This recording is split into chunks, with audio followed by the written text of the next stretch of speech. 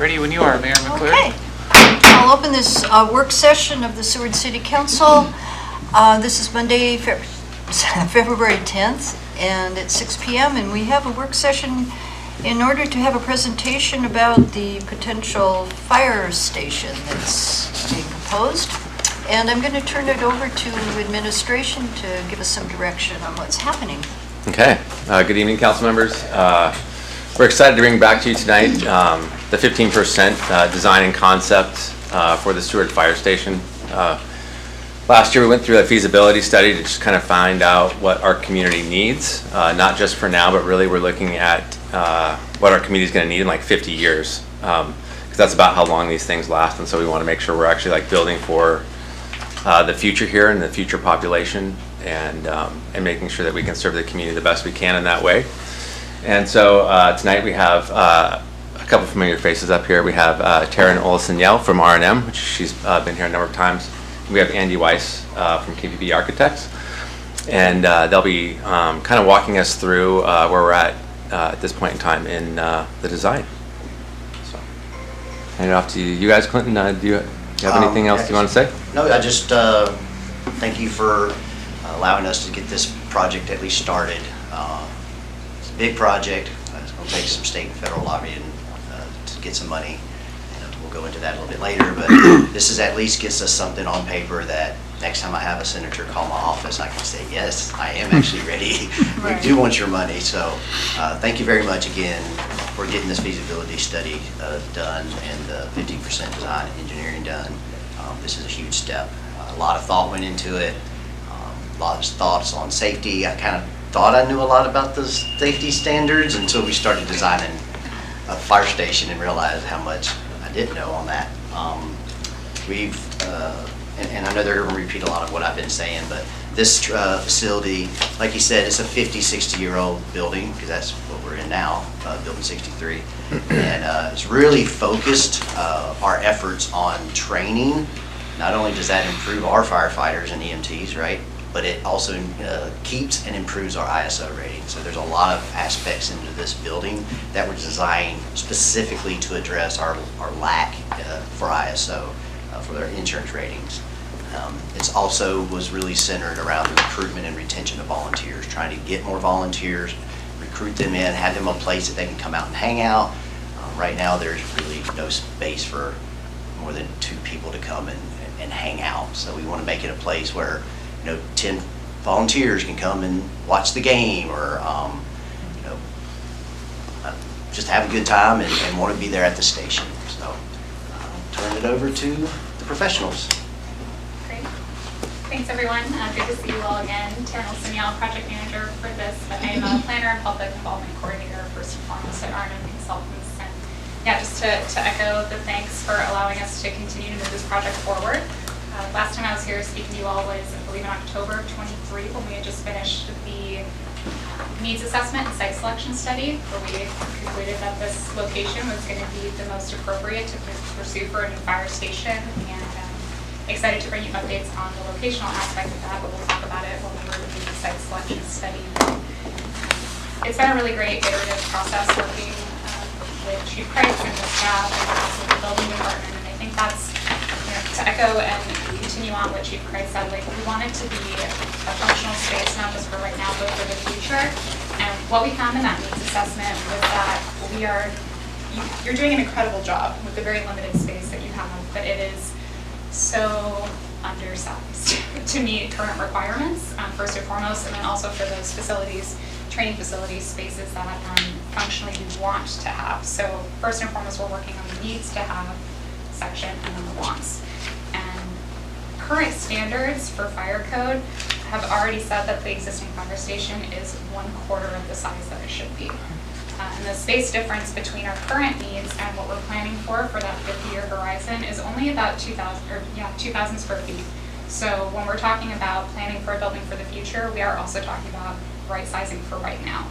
And that difference really is pretty negligible between where we should be right now and where we think we're going to be 50 years from now. So we're confident that what we have in this 15% design will meet those future needs. But again, really, as Chief Price said, we're going to bring it to code first and foremost with all of this, which is very important.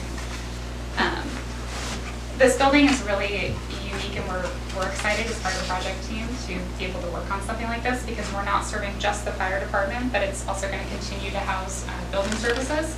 And we really put a big focus on being a community space. We know that the fire station is currently a huge center for the public to come and gather. It's a space where people are hosting community meetings, you're doing training, not just for fire staff, but for EMS and other community events are looking to be held somewhere, and that space is limited in town. And so we put a big emphasis on community accessibility in those community spaces, and really made that a center point of this project. So we should probably introduce our project team. Want to go to our next slide? That would be fantastic. All right, so like I said, I'm Taryn with R&M Consultants. We also have civil engineers on our team, as well as geotechnical engineers. We did do more groundwork to make sure that the building we were planning for is going to be able to happen on this site. What level of compaction, structural support, all of that, the ground is going to be told us. So we have really good information on what we will be going forward. We're confident the ground can make this happen. Andy Weiss is here. He's our lead architect with KPB. We've got a couple of other folks who've been supporting him on the project. We're working with Jeff Ludeman with Integris. He is our fire station expert, and he is out of Washington. We've got folks structural, mechanical, and electrical with Reed Middleton and RSA. And then our newest addition to the team is Jordan Lagan. He was specifically brought on to talk about training. So he is an active firefighter himself down in, is it Seattle? Yes, I was going to say Portland, and that was not right. And he's been helping multiple fire stations throughout the country focus really on their training, more than just what do we need on the ground, but how can we build a program around that. And we'll talk about it a little bit more, but we are really proud of the fact that we made this very Seward specific, and not just Seward specific, but coastal community specific. And what we're proposing with this 15% design would also be a resource for other fire stations on the peninsula to come in and train and benefit from what we're proposing here. So, Andy, I'll hand it over to you to dive into some details. Great. Thanks, Taryn. And please jump in if you have any questions as we're sort of going through this. Rather this be sort of interactive. And yeah, I think one thing to add about Jordan, other than him being a Seattle fireman now, he's also has a master's in architecture in training and understanding how buildings work as it relates to fire. So it's really unique, nationally recognized trainer in building training facilities like this. So really fun person to have on the team. Could I just interrupt for a second? Yeah. Can you folks hear okay in the back? You can. Okay, just making sure, because she's talking this way. Sure. Thanks. Next slide, please. Thanks. So, the end of October, our team came down to Seward for a couple days, and we met with the chief and his whole team, and we had what we call a charrette, planning charrette. And basically what we did was we spent a whole afternoon with a bunch of little parts and pieces of different elements of the building with a site. And we just had an interactive game of how things needed to go together, what needed to be next to each other, how the building wanted to function. And we had a bunch of images on the wall that we put up of what people gravitated to as far as look and feel of the building. And then Jordan spent some time with Chief driving around Seward, looking at stuff, looking at buildings, trying to understand the types of structures you guys have in town and how to address them and how to fight fires properly. And then the design team, we all drove around Seward. We went out to Lowell Point. We went all the way, spent a lot of time looking at all the buildings in town, looking at some of the colors, the textures, the materials that we see on buildings, what was working, what was not working, and really just trying to immerse ourselves in Seward. And a couple of us have been here for years, so we know it real well, but the ones from outside, we wanted for them to understand Seward pretty well. But overall, it was a really fun time. We, just moving all the pieces around and getting everybody to kind of be like little kids playing with Legos. And then that was basically, the images on the top of the screen was sort of the little model pieces coming together of what everybody felt comfortable with moving forward.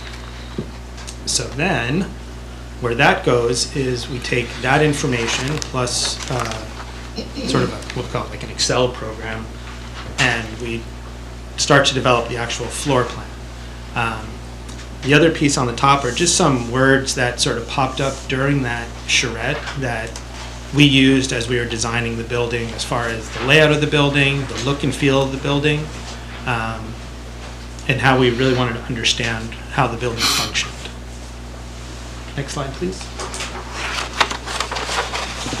So, one of the members of our team is a landscape architect and planner, as well as Taryn's team of civil engineers. We spent a whole afternoon walking around the site, understanding the topography of it, the existing trees, foliage on the site, the views from the site, areas that we wanted to really keep, like the little pump track, bike track on the bottom there. That was like a cool element.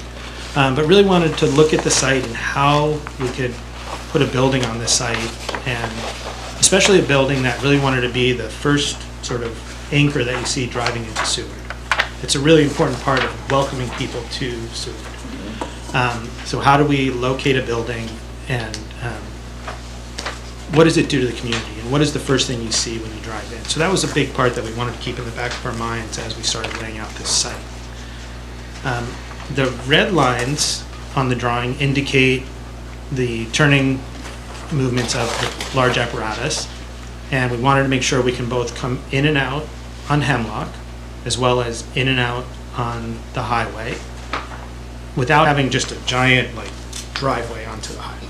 We wanted to make it subtle, but still functional.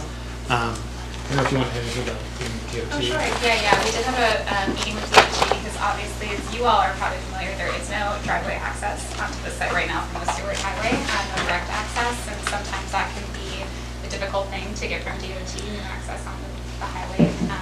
They were very amenable to it. Definitely encouraged us to start with just the commercial driveway width, so we did keep it limited to that standard commercial width, which I believe off the top of my head is 32 feet. It might be 36. And the intent here is for that driveway to be one-way only, exit onto Seward Highway, not turning onto, and we would limit that access to first responders only. So that is not intended to be a public access, and that was one thing that, as we move forward with design, we would get a driveway permit from DOT and go through all of that, but they did encourage us to consider signage and getting a little creative with that. As long as we're on our property, city property, we can add our own signage to help mitigate potential unwanted traffic making a mistaken turn into that what's intended to be one-way exit only driveway.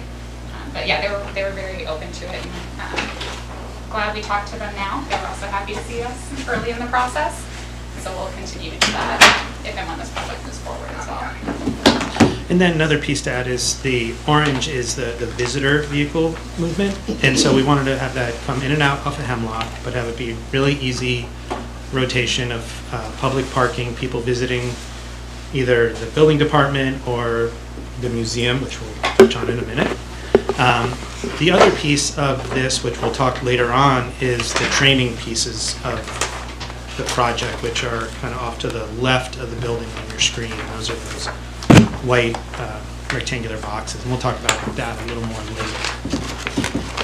Anything else on this site? Yeah, I'll just take the opportunity to orient you guys a little bit as we're looking at the site plans. So that corner up of Hemlock and Seward, we are intending that to really be the focus, that welcoming piece. Like you said, this is going to be the first main building that you see as you enter city limits. We really put emphasis on making that a focal point, and that's a big reason why the building's kind of angled like it is, so we can have that opportunity to have some creative design with the building, but also that circulation has really been made a lot easier with that kind of 45-degree angle to the corner.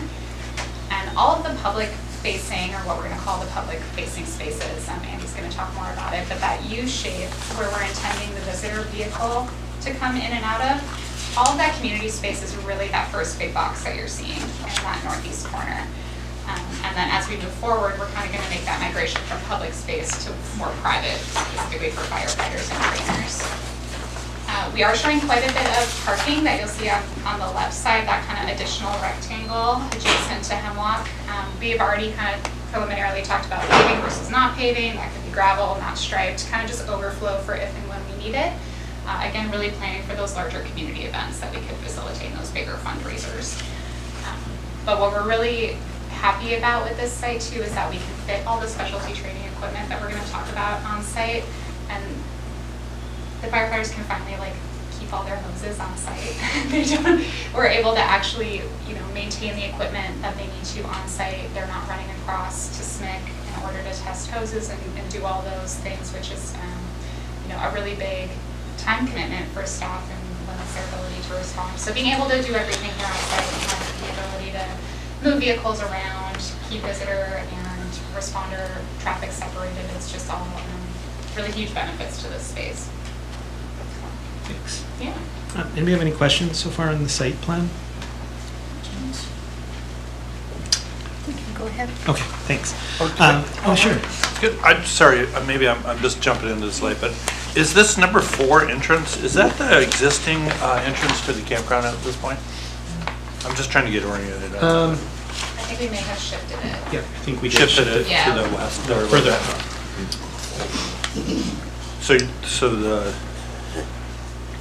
So you're dividing that parcel almost in half then almost, right? So you're remaining that western part is intact, keeping that forest aspect somewhat intact. Correct. Yeah, and if I may comment, we're actually that's actually increasing that park space on that side from what's currently there. It'll be increasing, and there you can see up there on the picture when you're looking at it, it'll actually leave the trees in there, and then it'll increase that park space. And so eventually down the road, what we would do is you're also increasing park space to the south, to the north of the bike track. And so you're actually just, the idea would be to replat all that into a park space in one point in time and just have a nice big park that would go around the fire station completely. So. And I think one other thing to add is, we didn't want to go in and just wipe out all the trees. It was really important to keep a lot of the nicer trees intact. So actually in the corner of Hemlock and the highway, there's a really nice stand of large trees. So we actually want to keep those and try to minimize, keeping the perimeter fairly well treed, but opening up a little bit on the highway itself, and then we'll leave for the building. But try to keep it pretty green. Okay, next slide, please. All right. So now you can see all the new trucks that we got to buy. We're very excited. Yeah, we're right. Okay. So through this process, we took that sort of Lego-looking piece that we had and started applying real size elements to the drawings and to the building, and then drawing it. And this is where we ended up. And so from the right side, looking left, and sort of that tan color going to the red, the tan is what we're calling the public spaces. So public will come in. There's a large reception area where people can check in for building safety meetings. There's a museum element that we're putting into the building, and we have that beautiful truck that's sitting inside right now that we have a home for it right in that bottom right corner. And what we did was, if you can see, that piece sort of pokes out of it. And what we really want to create, which you kind of see in this image to my left here, is this jewel box to sort of highlight that truck in the history of Seward. So that's sort of what you're seeing right here. And so this is the first thing as you're driving into Seward, as you're coming down the road, you'll be able to see this corner of the building, this jewel box, highlighting the museum part of the project. And then just, being able to look down the road, and seeing the ready trucks, and then another glassy element looking into the actual apparatus. So as somebody's coming into the building itself, they can experience the museum in a public space. There's a little spot where you can go buy a t-shirt. Kind of look at all the displays, come out, walk around the whole truck. There's actual full-on, regular, standard fire department doors on that, so it can open up in the summer. People can, the truck can come out. There's a big apron for it to sit on. You can use it, wash it, whatever you want to do. But the idea is that public can come in, experience the museum, sit at the end of this jewel box, and look right down the row here, and look right into the actual apparatus bay and see all the other equipment. And then Clinton, do you want to speak to the truck for a second so everybody knows what special thing he's referring to? Yeah, a couple things. So That's fine. So we have a 1942 Ford fire engine that's been kind of mothballed for years. And one of our volunteers, Jason Harrington, is actually going to be in my presentation later tonight. He got it running, and we expect to see that thing in the parade for July 4th. So I think that's going to be really awesome. But it's in really good condition, and I think the community, we've held on to it for this long. We should show it off. It shouldn't be hidden inside of a barn. So really excited about getting that out. And I also wanted to add, when we're talking about museum, the fire department has a lot of museum kind of old pieces of equipment that we'd like to show off. But I've also spoken with the museum curator, and she's extremely excited about this because she's wanted to do like little pop-up museums. And she's like, it's super excited that we're going to have a place for her to do some pop-up museum stuff as well. So we get tons and tons of traffic at fire stations during the summer. You can come into our station and see the mountains of patches that people come by and collect and buy our t-shirts. So I think us having our own little museum at the very beginning of town is just going to be really cool. It's going to be really awesome. So then the other little piece of we'll call it the tan color is the community space. And this community space is a like multifunctional space. So it's a large community room. It's also a training room as part of the training program for the fire department and whoever else wants to use it. It's also an emergency operations center. It functions as that as well. And you can see the dashed lines on the drawing. That's a way that we can close it off and bisect it into two separate rooms. And then keep moving to the left a little bit, there's the giant kitchen. And the kitchen is really a private space for the fire department itself, but when the fire department has events, there's a connection, so moving food, when they're having breakfast or dinners, kind of work both sides. And then kind of keep moving over a bit, there's a large roll-up door going from the kitchen out onto an outdoor patio. So on those nice days that the fire department wants to be outside, there's a bit of a patio they can go out on. Or when they're having public events, the whole L piece can open up and people can go from the training room, eating, out through the kitchen, out on the patio, look at equipment. And it's really to get the community involved with what's going on within the station itself. The front of the building, in that other sort of, well, on your screen it's kind of pink, but it's okay, is the reception for the office side. We have the building official office and then other members of the fire department on that first floor. Workroom, right size, everybody has enough space. And then as we start moving further into the red zone, is really for the fire department itself. So we have a large decon, a large turnout room where everybody just has all their gear, plenty of storage. The apparatus bay is sized for whatever you guys want to put in it. Plus we have the height in that space that if we need to maintain vehicles, lift them, we can do it in that space itself. And then keep moving over a bit. We have a large fitness area, keep everybody in good shape. And then the shop and vehicle maintenance space right on site. So taking care of any equipment, we can do it right on site. I'm going to kind of hold off a bit on that gray zone in the back there because that's the typical hose drying area. But in this case, we're using it for something a little more than just a hose drying. So but I'm going to talk about that a little later. The chart below talks about kind of like what Chief Price was talking about, the existing number that you guys currently have. After we did our needs assessment, sort of where we thought we were going to be as far as square footage, and a future need to right size the building. And then the last little chart shows where we landed after this design. And some of that changed during that charrette that I mentioned, where we're all getting together and talking about what we really need. And really the training part of the project is, the training part and the museum part is really what sort of grew that number just a little bit more than we anticipated.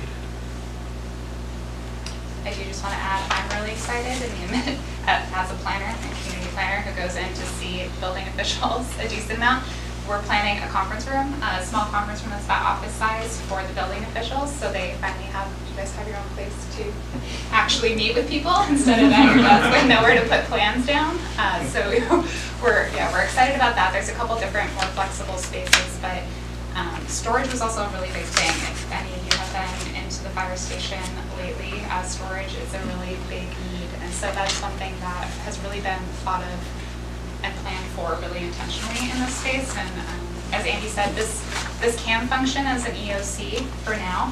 You know that there is discussion about the police department wanting to ultimately be the location that would house the EOC up and out of the tsunami inundation zone. But ahead of that building coming to fruition, we've thought about that here and have planned for it. And there's dedicated storage space for that necessary equipment in this facility. What else was I excited about as a non-architect? The flow was just really exciting. And yeah, like I said, a lot of good shared spaces, and we'll talk about the second floor here in a minute. But excited for everyone to have the space that they need to do their jobs well. And just kind of getting back, this is the image to my right here is what the public would see as they approach from the parking lot. So we have a large, well-lit, covered entryway, heated sidewalks here, heated sidewalks on the apron at the apparatus bay. And then again, kind of seeing the other end of that jewel box with the classic truck inside. Any questions on the first floor from stairs? No? Okay. So, next slide. So, the second floor becomes more of the private zone. And this is for more of the career firefighters to hang out, have a respite zone. Up on the top right of the space, there's a day room. They can relax, watch TV, an outdoor patio. This is sort of facing not the highway, so it's quiet. You know, the noise of the highway there, so they can go outside. Each dorm room itself, what we did was we put the lockers right outside the door. And this way, if as shifts changing, people can get ready in that space and not affect anybody who's in that dorm room. And up here, we also have a couple offices as well for the fire department. Laundry, sort of shower bay in the middle. And then one of the pieces that we added, at least for this drawing, is these 2 living units, and that's for, correct me if I'm wrong, but that's for, you know, new staff coming in, needing a place to live before they find something in town. We can put people up here in the short term until they find housing. Yeah, it was designed for that need. We're currently, we've housed police officers, we've got several other staff that's, you know, come and, hey, you got 4, 5, 6 months to find a house, you can stay with us. Now we're running out of room, we're not gonna be able to do that currently. But that was kind of how these 2 little living, you want to call them like micro suites with a little, you know, hot plate and a microwave and a little mini fridge kind of concept, 2 bedrooms each. And that way, we may implement a firefighter live-in program where we get somebody for a summer hire and they work just during the summer and they'll have more of a home feel than just sleeping in a bunk room, more of an apartment feel for them, especially if they have family they want to bring with them. But the way it's designed, it's also designed, if you'll look, the sizes, all we would have to do is add a wall basically across each one and it turns into more bunk rooms. So they're not necessarily set in stone that they'll be that way forever. If the needs arise that we want more bunk rooms, then we can add them. Hopefully, a facility like this that we can't currently offer our volunteers to come stay the night. So again, there's room now, the volunteers, if they've shown interest in, hey, I'd like to come spend the night and run calls at night. Morgan had 4 or 5 after midnight, 5 after midnight on Saturday, into Sunday morning. So the need's there, and they're interested in doing that. So that's why those were built. Thanks.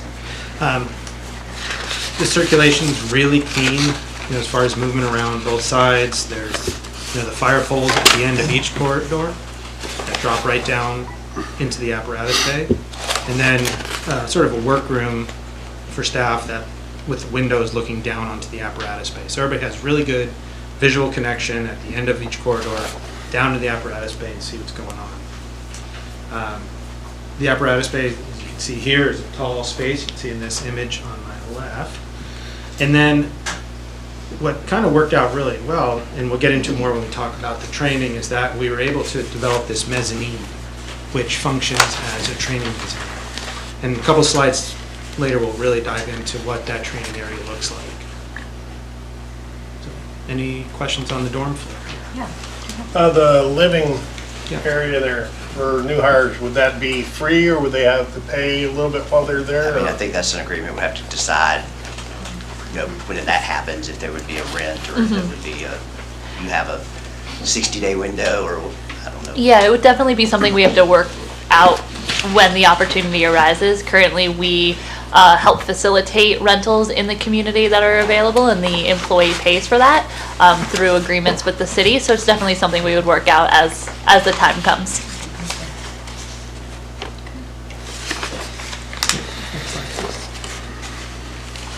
Okay, we'll kind of touch a little bit on how the building developed from the outside, but we'll talk about this really quick, but then we'll look at more of the 3D images on the side, a little more telling. As we drove around Seward, we really were looking at existing buildings, colors, textures, materials that worked, materials that didn't work.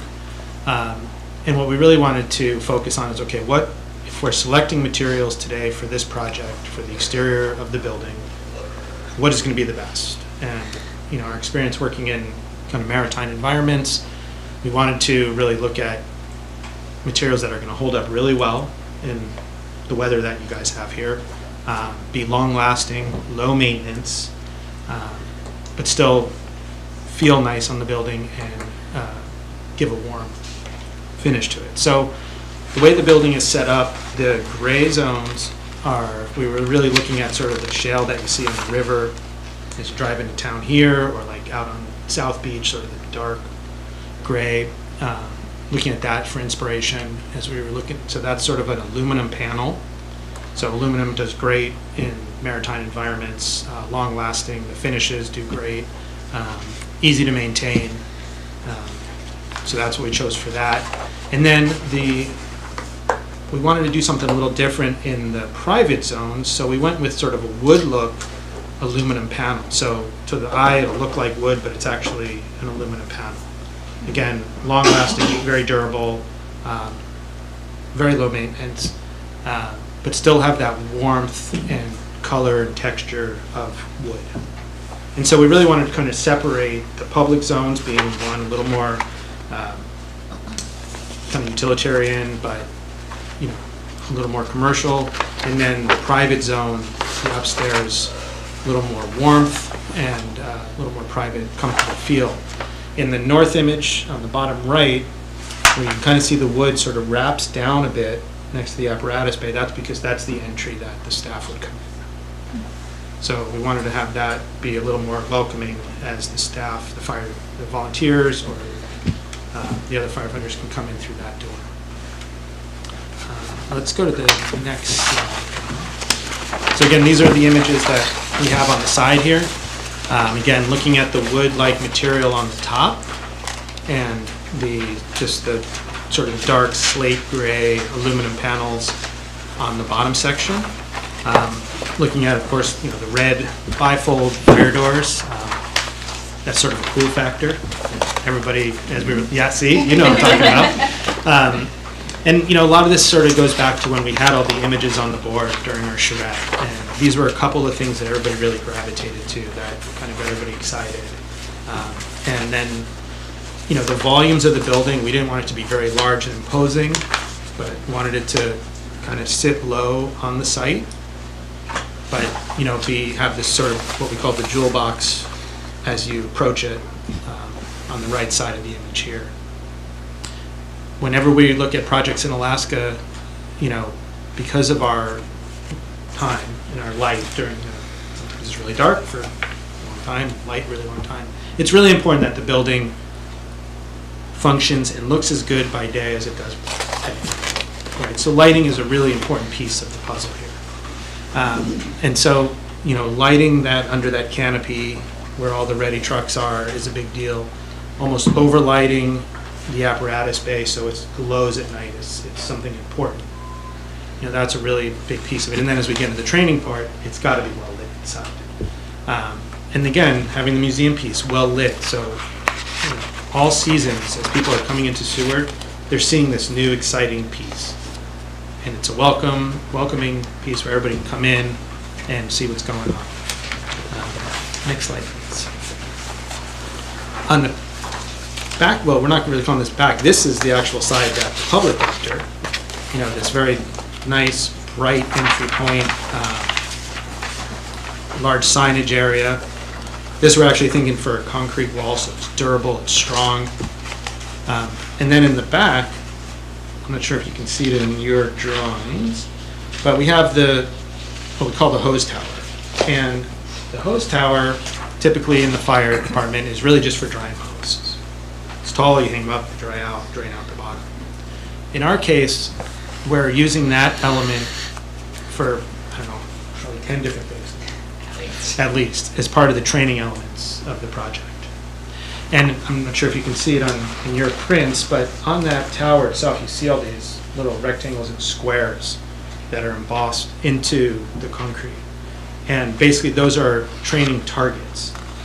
So as the group's training, that's the window I got to hit with my target, get a ladder up to that point. As we talk about in the next slide, you'll see that we have points all around the building, especially on that tower, where people can do any rope work, rappelling. There's rope lines all off that to other spots in the site. So it's really this very highly multifunctional element that typically is just for hoses.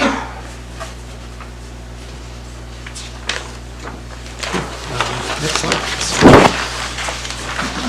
Okay, so Chief, please jump in here. I will. That's right. Get this all right.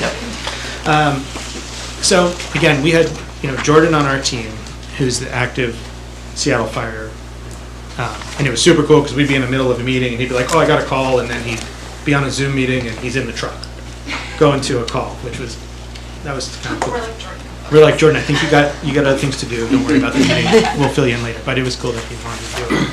So a big piece of this project was the training facility. And it's not just for Seward, it's for the whole region as a whole. We wanted to think really broadly about who would be using this and why. And a lot of it was, okay, Seward isn't just the town, but it's also in the summer you have thousands of people coming in on cruise ships. Cruise ships bring a whole other element to what these guys potentially have to do. And so some of the training elements that are designed into here are specifically designed around dealing with cruise ships.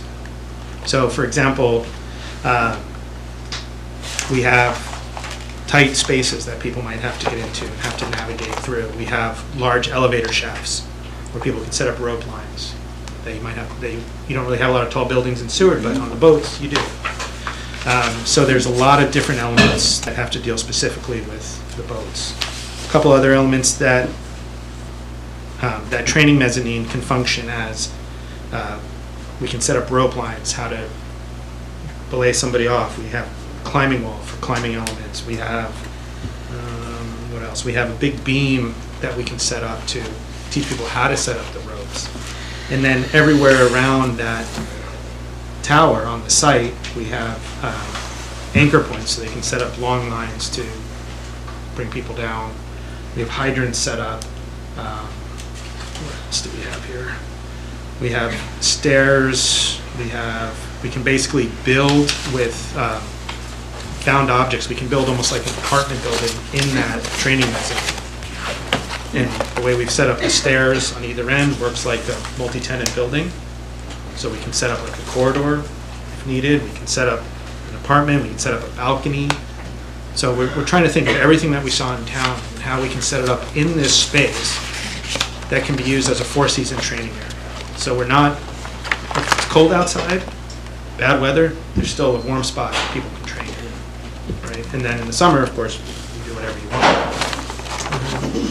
Yeah, I mean, just reiterate, our hands are vastly tied when it comes to training. We can't throw ladders inside our bay now. We can't practice probably 90% of what we need to practice inside our bay. We need to be outside. This really is going to allow us to do that 90% of the training inside, 24 hours a day, 7 days a week, no matter the weather, ice and snow outside, we're still training. The 3-story tower, like he said, it is a stairwell, so we were going to practice moving hoses through stairs, which we don't have that option right now. That's huge. All these hotels, other buildings being erected with stairwells, it's difficult pumping hose up a stairwell because it's going to get caught on a corner, right? There's techniques, and so having that ability is going to be great. Also, the 3-story aspect gets us more ISO points. Right now, our fire trainer across the bay, it's only 2 stories, so we don't get that actual maximum credit for ISO for that. So that's going to be great. Some of the other props, built-in forcible entry doors. Jordan and I have even talked. I'm going to try to get with JAG and see if I can't get an actual marine door so that we can practice like we do at ABTEC. We have one of that on the trainer at ABTEC, and that would be, I'm working on that. He's really excited about that. And like he was talking about the upstairs, Jordan has got it set up to where it's almost like on tracks, to where we're going to build a little wall, and then we just reuse that wall and make different scenarios. Right now, our guys know our apartment like the back of their hand because the only place that they search for people, they always know where the victim's going to be. So this is a way that, you know, we can go in and we can have these walls pre-built, and they're kind of on tracks, and you can make, like you said, 2-bedroom apartment. We can make a 3-bedroom house. We can make an apartment or a hotel room with the stairwell. So we have commercial stairs to practice in the tower. We have residential stairs like we would find in a normal home on the actual training mezzanine. So yeah, a lot of thought has gone into these pieces. And we have the training zone that you currently have across the bay over here. No, That's staying. yeah, that stayed. Okay, but we're building new ones. Yeah. These are kind of like Connex in a way boxes will be a permanent structure that will have some space to do additional search and rescues, doing the ladders outside. There's a whole slew of list of trainings that he was going to set this area up for. But no, we're going to leave the trainer across the bay there because that is our live fire trainer, and I'm sure we don't want a bunch of smoke over here in Barstater, so we're going to put it there. And I think 2 other things to add to this is the way that we've talked about constructing it is that you can do live water exercises within that stair tower, have a drain, have it dry out, and then reuse it. The other piece that we're talking about is sort of that bottom on the side there is that kind of wanted to put in just what we call the debrief area. And that's a place that after a call, people can come back, all their gear, sit down in a chair, relax, talk about it. And it can be dirty, but it's comfortable. And it seems like that's sort of fun. Yeah, it's a known thing in the fire station. We call it the back of the bay. It's got actually a title to it. And like he said, it's where we come back and we debrief after the call. We'll have a whiteboard. We can draw what we just did or saw. And right now, we're all kind of standing up against the fire truck, trying to see the whiteboard because it's 2 feet away from you. And so, yeah, it's just a little small space that 5 or 6 people can hoe around and talk about a call. Any questions on the training? So you might watch the time. Okay, sorry, yeah, I'll go faster. Next slide, please. You guys can read this then, I'll skip over this one. This is just sort of our thoughts, summary, but jump to the next one. That's sort of. So currently we finished this 15%. Next steps are seek and secure funding for design and construction. With that, then we would complete what's called the 65-95% design, finalize design with construction documents, and then build it. The number, let's turn to the next page. Okay. It's scary. Yeah, so what we did was, this is a form that we use in-house at our office to just very, very high level come up with a budget for a project. And at the planning stages, we had a cost estimator on the team that came up with very little information, a ballpark number of $887 a square foot. So that was with very little information, looking at projects around the state of similar size, similar type. What we then do is we take that, and everything below that first pink line is sort of just some very rough percentage numbers that we apply to that dollar amount. So that first dollar amount basically equated to about $30 million. And then just from our experience over 40 years of being in business, we kind of add these percentages on to help you guys come up with what we call the project cost. Because you have construction cost, so that'll be what it costs to build it, but there's all these other things that are the project, create the project. And in those things, we have a lot of contingencies, like unforeseen things that happen, like bad soils, but that won't happen. We know those are good now. Any other weird things we find on site, we know the site's pretty good, but sometimes we might find contaminated sites or stuff like that. So we have a little basket of money just in case. We added in sort of some budget numbers for fees for all the design fees, the construction administration fees. And in that third column, I'll kind of touch on this in a second, of sort of ways to procure the project that we think we can help you save. But I'll get to that in a second.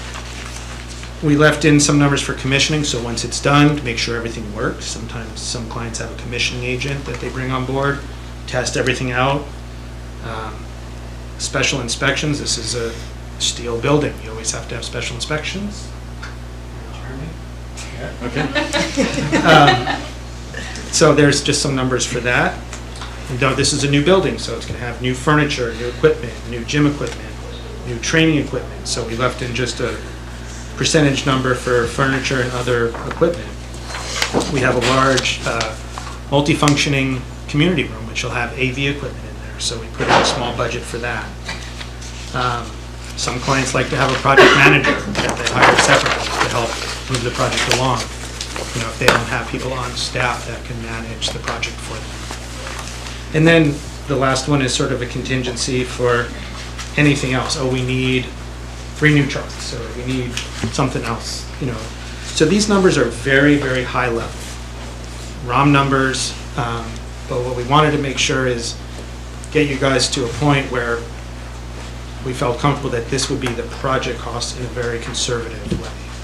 Now, what we're seeing in other projects around the state is ways of sort of help bring this number down is how you procure a project, meaning some projects are what's called design, bid, build. You design the project, then you put it out to bid, you get a bunch of bids, and then contract, and then you build it.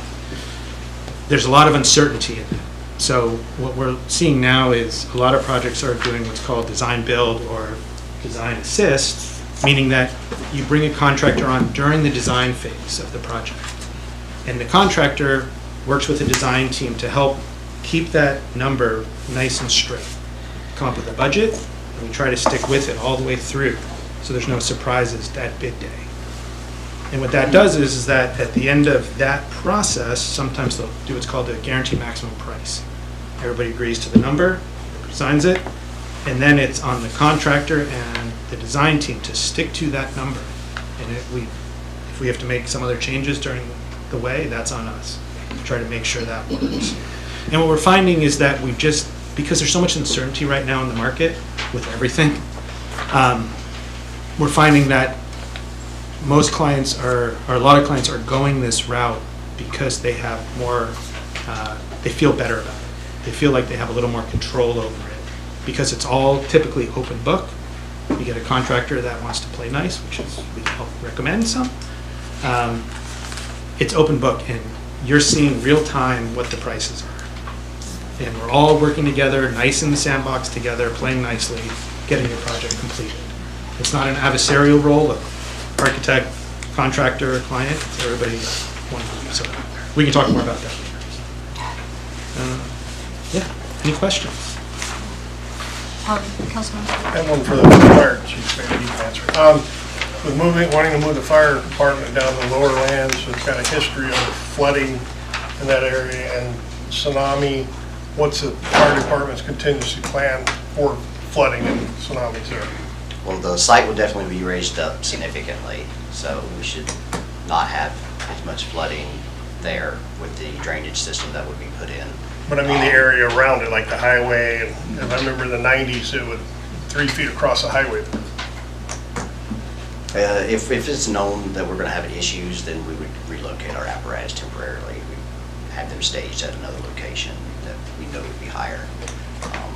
Like we talked about with the site selection, this is just, I'm not going to say the only, but this is about the only spot that makes sense for the size and the mobility and especially the visual aspect. We definitely want to be in the public. We don't want to be hidden in the trees and not be seen somewhere else. So I think this is a good location for that. We've got about 5 more minutes here, and I'd kind of like to see if anyone in the audience had a question too. So do you mind if we just break for that, and I'll ask? Is there anyone out there that wants to ask a question? Yes, Mr. Squires. I have 2 questions and a comment. Glenn, where's your emergency generator going to be? I didn't see it. I'm sorry. Yeah, it was labeled. It's just to the rear of. Actually, what we did was we actually, kind of your question on some of the summit, we actually raised the Page generator 5. on the second floor into a mechanical deck. Okay, that's what I was wondering, if you had to put it on the 2nd floor. So it's up on this mechanical yard. Okay, and an overhead door would be good. Yeah, I had to slide in. no, you'll be able to get it from the training room, or if you have to walk out, or you can get it from the outside. Put it in and take it out. Oh, yeah, no, there's ways to get it on the outside. I ain't turned the building. No. The screen is removable on that side of the building. Second one, Glenn, are you going to have any yard lights on the drive area? Yes, that's just not part of this 50%. Yeah, there was. I was gonna ask We've that. talked about, we're going to have a sit down at some point and Yard talk all lights? about lighting. But yeah, all that's going to be lit. We've talked to them about, it's going to be on a timer, is it going to be light sensitive, is it going to switch to where we can turn them off if we want it dark for a reason, you know? So yeah, we have already talked about quite a lot of light, but yet being conservative, we don't want the light pollution, so, yep, that's for the discussion. And then for my comment, Madam Mayor, I think you guys did a really good job about planning out for years. I was stuck with the building for 30 years. It's time frame, and we did the best we could on stuff. But I think that this way, if we're going to build a new station, we need to plan for the future like we have now. And I think this was an excellent job. Thank you. I figured you were here to make a comment. How did Yeah, that come about? Well, the only thing I wanted to say, because I know when Clinton and I talked about the price, we were like $40 million, but being an employee of Chegaxmute, I just don't know if everyone's aware of what the cost of that clinic is. It was originally around $26 million, and we're at $35 million on that clinic right now. that puts So it in that's kind of like, perspective. yeah. Yeah, thank you for that. Well, I mean, we definitely wanted to, like Andy said, come at that price conservatively, because the last thing we would want is to have you go out and ask for funding, find funding, and have it not be enough, and have you end up being on the hook. So that was all part of our approach to this, and yeah, we recognize that it's quite a bit different than the first time around. Okay, we've got about 2 minutes max. Go Okay, ahead. I just, real briefly, personally, from my perspective, this is huge, it's a huge building, much bigger than I would have expected. And I'm not a fire guy. I don't get it. I don't know why we need a city of our size to have 10 trucks and what is that? Is that 5 dorm rooms or 6 dorm rooms? It just seems excessive for the size of our town. Considering we have Bear Creek right up the road with another $15 or $20 million. So a town of 5,000 people, say, between the two, we're going to have 40 plus 15 to 20 million in Bear Creek. Just seems, I don't know, maybe we can talk about this later, but to me, first flush is like, oh my gosh. And then the second one is, for a town of our size, how the funding, when we're applying for funding, do they give a percentage of, are we looking at a percentage of it, or how much? are we going to be, as a city, looking at for a project like this? It completely depends on the funding source and the opportunities. So with federal grants, a lot of times we're on the hook for about 10%, which we're seeing with our EPA grant. In other realms, and this wouldn't necessarily apply, but with our Army Corps of Engineer project, there's ways that was past legislation was utilized where we're on the hook for 0% of that. So it ebbs and flows based on which avenue a certain legislature or department would follow to fund this, if that is the outcome. So the answer is, I don't know yet. Can you wrap it up in like 1 minute? We're done. Okay. Any other questions, Madam Mayor? Yes. I just wanted to respond real quick, Yeah. Councilman. Every square footage was put for a purpose. I did not tell her, anybody like, hey, just build as big as you can. We do have apparatus that we currently can't put inside, that we need to put inside. Our Jeep is, I don't want to buy another Jeep. We don't need another Jeep, but it's, the salt air is really eating it up, you know, and so that needs to be inside. The red trailer you see out back, that's ours, that needs to be inside. So we do have the equipment to fill these bays. It's not They're just- not all fire trucks, they just made them look Yeah. like fire Right, trucks. right. It's not all fire trucks. trucks. Yeah. There are some Yeah. ambulance, some EMS trucks in there. so- We've got the ladder truck too that would. The ladder Yeah. truck. The ladder truck can for go in sure. there. Yep, yep, and that's another thing to bring the ladder truck over here for ISO, so, thank you very much. Thank you. Okay, thank you for this. This is great. And you. we will proceed to ask for funds along the way. I'm going to close the work session. We'll meet back in 3.5 minutes for the council.